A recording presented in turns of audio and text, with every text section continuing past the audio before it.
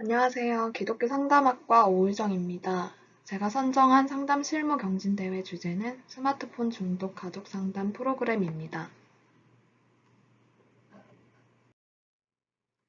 최근 스마트폰 중독 문제가 심각해지고 있습니다. 그 원인과 해결을 위한 가족 상담 프로그램을 발표합니다. 먼저 개발 목적을 살펴보고 스마트폰 과의존의 개념 및 원인에 대해 알아보겠습니다. 그리고 아동 청소년의 발달적 특성을 살펴보고 중독으로 인해 발생되는 다양한 발달 문제에 대해 알아보겠습니다. 그리고 중독으로 인한 문제를 예방하기 위한 중독 가족 상담 프로그램 개발 내용을 발표하겠습니다. 첫 번째, 아동 청소년의 스마트폰 과의존 문제에 따른 프로그램 개발 목적입니다. 아동 청소년 중독의 종류와 현황, 그리고 최근 발생하고 있는 과의존의 저연령화 문제에 대해 살펴보겠습니다. 대한민국은 IT 국가답게 최근 스마트폰을 처음 사용하는 시기가 점차 빨라지고 있습니다. 이에 따라 스마트폰 중독 및 과의존의 저연령화가 빠르게 진행 중입니다. 먼저는 스마트폰 중독, 미디어 중독, 인터넷 중독, 게임 중독 등 다양한 중독에 노출되어 있으며 위험 문제로는 발달 저하를 유발한다는 것입니다. 국내 만 3세에서 9세 이하 어린이의 스마트폰 중독 비율은 2015년 12.4%에서 2017년 19.1%로 증가했습니다. 이것은 성인과 매우 비슷한 비율이며 어린이들의 스마트폰 이용률은 87.8%, 10대는 99.9%에 달해 10명 중 7명은 이미 스마트폰을 사용하고 있습니다. 국내 청소년 인터넷 스마트폰 중독 현황을 살펴보면 고등학생에 비해 초등학교 4학년의 비율이 증가하는 것을 알 수 있습니다. 아이들이 중독에 노출되어 있습니다. 무려 청소년 27.8%, 유아동 20.7%가 위험군이라고 합니다. 대한민국은 스마트폰 보급률 1위 국가입니다. 인터넷의 발전과 스마트폰의 지나친 사용으로 인한 역기능을 더욱 가속화시키는 결과를 낳았습니다. 청소년기로 접어드는 중요한 시점에 지나친 인터넷 스마트폰 사용으로 인한 역기능 문제는 발달 전반에 악영향을 미칠 것이 자명하여 앞으로는 기존의 청소년 위주의 상담뿐만이 아니라 초등학교 저학년을 비롯한 저연령 대상 프로그램 개발이 필요할 것으로 보입니다. 중독의 저연령화 문제로 인해 다양한 발달 문제들이 나타날 것이기 때문입니다.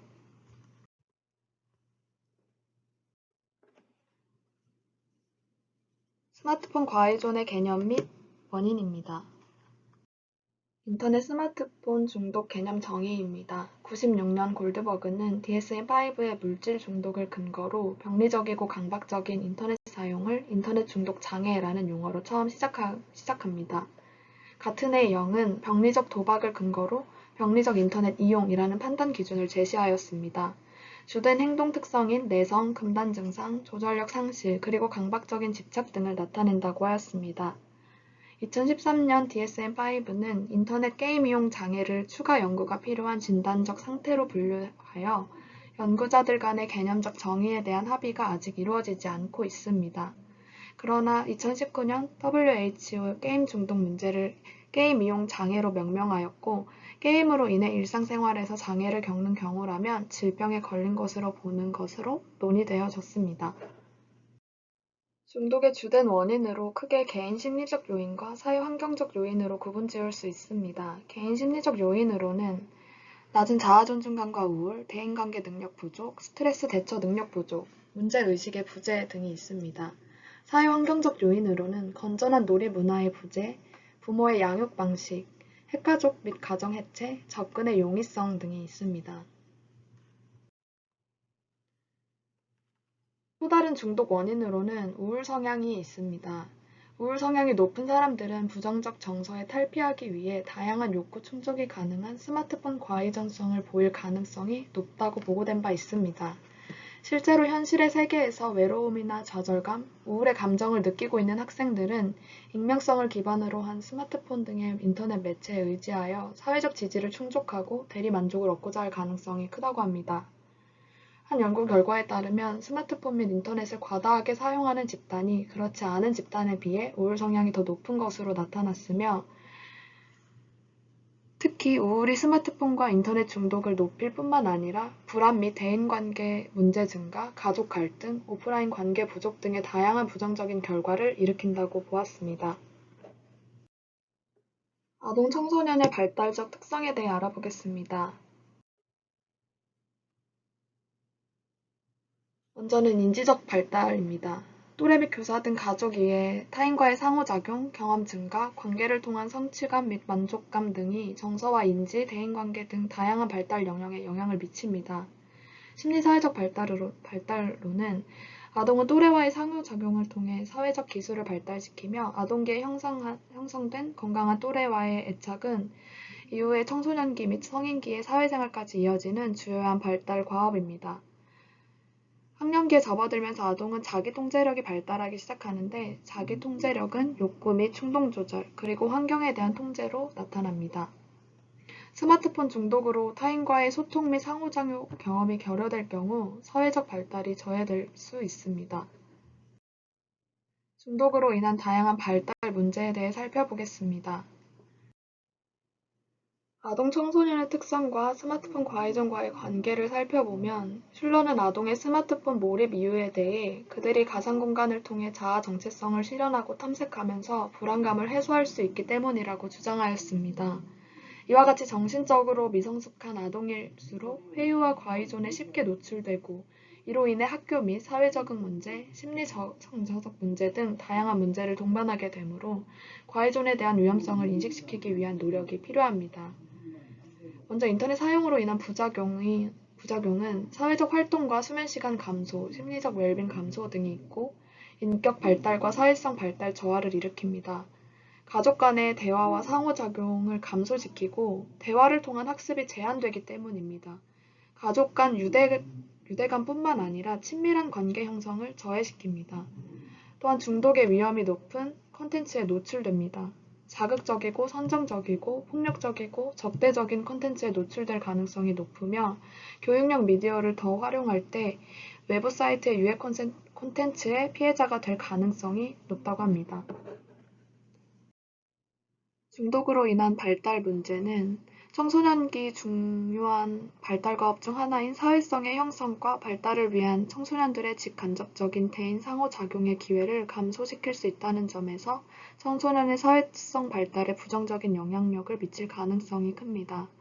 스마트폰 중독 정도가 높은 경우 타인과 부정적인 의사소통을 하게 되고 고립적인 유형의 대인관계를 갖출 수 있는 위험성이 존재합니다. 인터넷 스마트폰 중독이 바람직한 사회성 발달에 부정적인 영향을 미칠 수 있기 때문입니다. 스마트폰 중독을 예방하기 위하여 가족 치료적 접근을 통한 프로그램 개발이 필요합니다.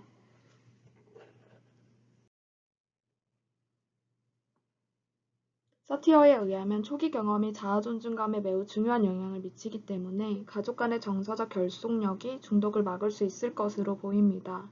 더 나아가 부모도 스마트폰의 중독에 걸렸을 경우 자녀도 중독에 노출될 가능성이 매우 높기 때문에 부모의 양육 태도를 개선하기 위한 프로그램이 필요합니다. 해당 프로그램의 첫 번째 목적은 자존감 향상입니다. 중학생의 경우 공격성, 가족 간의 부적응적 의사소통 방식, 무만감 등이 게임 중독의 위험성을 가중시키는 것으로 조사되었습니다.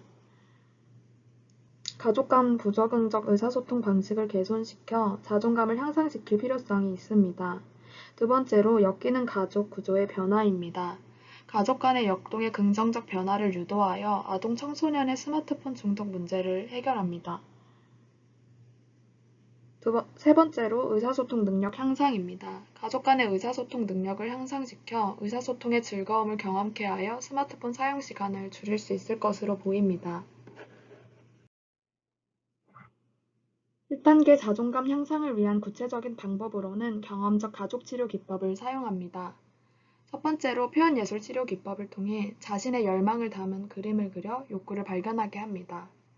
두 번째로 가족 조각 기법을 통해 가족 구성원 각자의 내면적 감정과의 조화를 통해 진정한 자아를 식별하고 파악하여 새로운 대처 방법을 발견합니다. 가족 의사소통 유형, 권력 구조, 경계선, 소속감, 개별화, 규칙, 가족 체계 융통성 등을 파악합니다. 세 번째로 강점 개발입니다. 자신의 내적, 외적 자원에 대한 감사함과 그것을 충분히 활용할 수 있는 능력 함양을 위한 그 밖의 다양한 심리치료 기법을 적용합니다. 2단계, 엮이는 가족 구조 변화를 위하여 가족 갈등 패턴을 발견하기, 패턴의 악순환의 고리 끊기, 새로운 패턴 형성하기, 가족 규칙 탐색하기, 가족의 심리적 역할과 가족 유형 발견하기 등을 진행합니다.